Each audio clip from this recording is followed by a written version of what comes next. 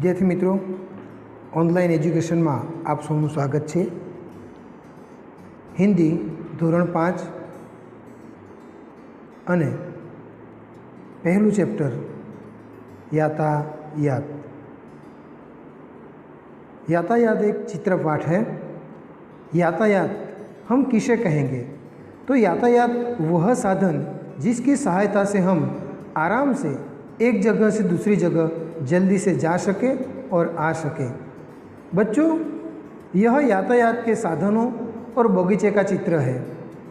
चित्र में cycle, scooter, motor car, rickshaw, बस, रेल, नौका, जहाज, हेलीकॉप्टर और हवाई जहाज दिखाई दे रहा है।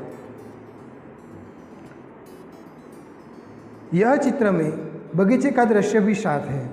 बगीचे में चंपा, मोगरा, गुलाब, गुड़हल आदि फूल दिखाई दे रहे हैं। तो बच्चों, इस चित्र के अधीन हम अभ्यास के प्रश्नोत्तर देखेंगे। तो अभ्यास में है सबसे पहला, चित्र देखकर फूलों के नाम की सूची बनाइए। तो बच्चों, चित्र में चंपा, मोगरा, गुलाब और गुड़हल के फूल है। दूसरा प्रश्न है, चित्र में नहीं है ऐसे फूलों की सूची बनाइए। तो बच्चों, हम जानते ही हैं कमल, गेंदा, चमेली, रात रानी, बारहमासी आदि फूल चित्र में नहीं है। पेज नंबर 2 पर हम देखेंगे, यहीं पर भी हमें यातायात के कई साधनों दिखाई दे रहे हैं। तो चित्र देखकर यातायात के साधनों की सूची बनाइए। तो चित्र में cycle, scooter, motor car, rickshaw, बस, नाव, जहाज, हेलीकॉप्टर, हवाई जहाज और रेल दिखाई दे रही है। आगे देखेंगे बच्चों, चौथा प्रश्न, उन यातायात के साधनों के नाम बताएं जो चित्र में नहीं हैं। तो बच्चों, टांगा, बैलगाड़ी, ऊंट गाड़ी आदि यातायात के साधन चित्र में नहीं हैं। बच्चों, ये यातायात के साधनों के नाम के अनुसार हम यहीं पर दी गई तालिका में वर्गीकृत करेंगे। सबसे पहले 2 पहिए वाले वाहन यानी कि 2 पहिए वाले यातायात, साइकिल, स्कूटर, टांगा और बैलगाड़ी।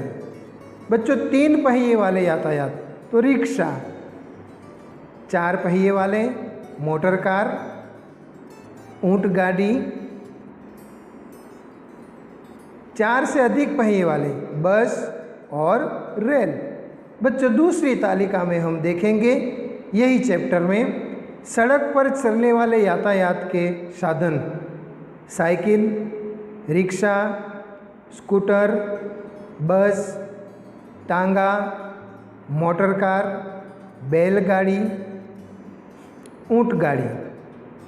अब हवा में उड़ने वाले यातायात के साधन, हेलीकॉप्टर और हवाई जहाज।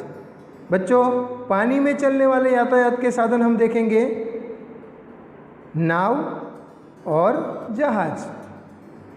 बच्चों, यही हमारे आगे देखेंगे तो पाठ्य पुस्तक में टिकट का यही चित्र दिया गया है। तो यह क्या है? यह टिकट है। हमें टिकट देखकर प्रश्न के उत्तर देने हैं। बस का टिकट कहाँ से कहाँ तक का है? तो बच्चों, बस का टिकट हडाद से चिलोड़ तक का है। तीसरा प्रश्न हम देखेंगे, रेल का टिकट कहाँ से कहाँ तक का है? तो रेल का टिकट मुंबई से अहमदाबाद तक का है। बच्चों, चौथा प्रश्न हम देखेंगे, बस के टिकट में किराया कितना लिखा है? तो बस का टिकट कर देखकर हम बताएंगे, बस के टिकट में 91 रुपये किराया लिखा है। आगे देखेंगे, रेल का टिकट पढ़कर किराया बताइए। तो रेल के टिकट में कितना किराया है? हाँ, रेल के टिकट में 204 रुपये का किराया है। आगे देखेंगे, रेल के टिकट का दिनांक बताइए। देखेंगे हम, तो रेल के टिकट का दिनांक है 11/11/2011। अंतिम प्रश्न है, बस और रेल के अलावा कहाँ कहाँ टिकट लगता है? तो बच्चों, हम देखेंगे बस और रेल के अलावा हवाई जहाज़ और दरियाई जहाज़ में भी टिकट लगता है। बच्चों अब हम स्वाध्याय देखेंगे पाठ का। तो किस प्रकार जाते हो? मामा के घर बस द्वारा जाते हैं, सिनेमा देखने रिक्शा द्वारा जाता हूँ, स्कूल पैदल जाता हूँ और बाज़ार भी पैदल जाता हूँ। आप अपने हिसाब से लिखिएगा, ये तो मैंने मेरे हिसाब से लिखा है। उसके बाद तुमने इनमें से किसकी सवारी की है? अगर हाँ तो सही और ना तो गलत का निशान लगाइए। सबसे पहला है तांगा, सवारी की है। कार मैंने भी की है। ऊँट मैंने नहीं की है। बैलगाड़ी, बैलगाड़ी पे भी बैठा हूँ। रेल, तो रेल में भी बैठा हूँ मैं। बच्चों आप अपने हिसाब से कीजिए। आगे हम देखेंगे, यहाँ पर फूलों के चित्र दिए गए हैं, उन चित्रों का नाम लिखना है। पहला है कमल, मोगरा, तीसरा है गुड़हल और चौथा है गुलाब। बच्चों आगे हम देखेंगे कहानी चरवाहा और बाघ। करणपुर नामक गांव में एक चरवाहा रहता था। वह भेड़ बकरियां पर अपना गुजारा करता था। हर रोज़ की तरह वह एक दिन अपनी भेड़ बकरियां लेकर जंगल में गया। भेड़ बकरियां चरने में लगी थी। अचानक चरवाहा को मजाक करने की सूझी। वह ज़ोर ज़ोर से चिल्लाने लगा, बाघ आया, बाघ आया, बाघ आया, बाघ आया। चरवाहे की चिल्लाहट सुनकर आसपास के खेतों से लोग दौड़ आए। चरवाहा के पास आकर उसे पूछने लगे, कहाँ है बाघ? चरवाहा हंसने लगा और कहने लगा, अरे भाई मैं तो मजाक कर रहा था। लोग चरवाहे की बात सुनकर उसे डांटने लगे। उसको कोसते हुए वो वापस लौट गए। कुछ दिन के बाद सचमुच में बाघ आया। चरवाहा जोर जोर से चिल्लाने लगा, बाघ आया, बाघ आया, बाघ आया। लेकिन लोगों ने सोचा चरवाहे को तो मजाक करने की आदत है, वह मजाक कर रहा है।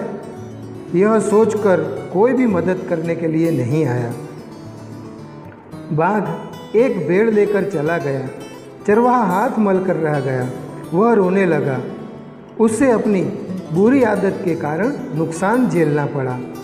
अपनी बुरी आदत पर वह पछताने लगा।